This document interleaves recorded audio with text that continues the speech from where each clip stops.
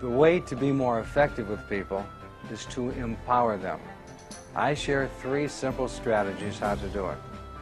In the process, people become not only more effective, they become more responsible, and their relationships with others improve. People don't realize or are unaware of how much stress they bring on themselves and on others whom they want to influence and change. Dr. Marvin Marshall shows people how to increase their effectiveness with others by using 3 simple principles of empowerment. There are basically 2 ways to influence a person: overpowerment and empowerment. When you empower people, you promote effectiveness and better relations. On the other hand, when you overpower people, you create stress and poor relationships. And unfortunately, so often, we overpower people and we don't even realize we're doing it. Telling is a case in point. Turn to the person sitting next to you, and I will show you or have you hear what telling sounds like. Turn to the person next to you, and I will start a sentence, and you please finish it. Here we go. If I have told you once, I have told you. I heard it 1,000 times or 10 times. If telling worked, you would not have to repeat yourself. And people would do exactly what you want them to do. See, telling implies that what you're doing is not good enough, that you need to change. No one likes to hear this message. What occurs is it engenders a negative feeling. Just for a moment, think of a situation where somebody told you you have to do something.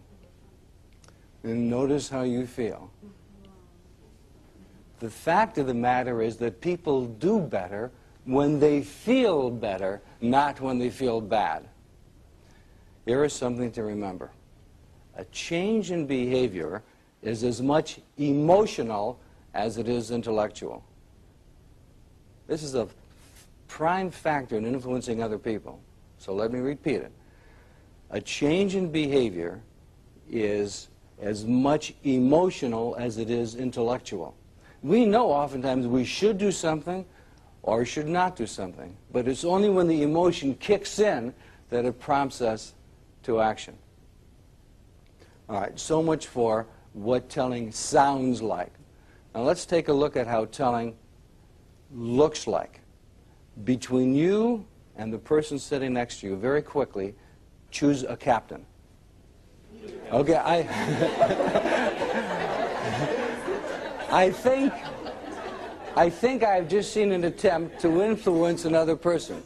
You all pointed to the person sitting next to you and said, "You be the captain." Now, I'm speaking to the captains now. Captains, make a fist.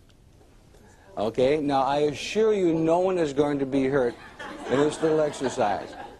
Hold up a fist. Now, partners, I would like you to put your open hand next to the closed fist of the captain. Now, on the count of 3, please listen carefully to my instructions. Captains, when I say 3, I would like you to push. 1, 2, 3. All right, stop. I'm now only asking the captains a question. If when you pushed, if the person pushed back, would you give me a mm sound?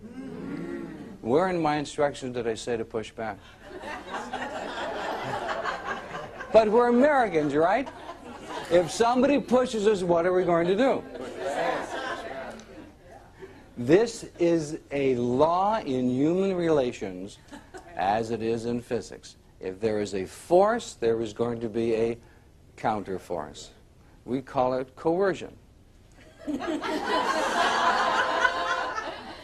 Ben Franklin said you cannot coerce a person into changing his mind. Unfortunately, we do it much too often, and the problem is we don't even realize we are doing it. So I've just taken a quick look at what telling someone, what overpowerment does in terms of what it sounds like and what it looks like. Now, let's take a look at 3 keys of empowerment so people will do what you would like them to do in such a way that you will become more effective.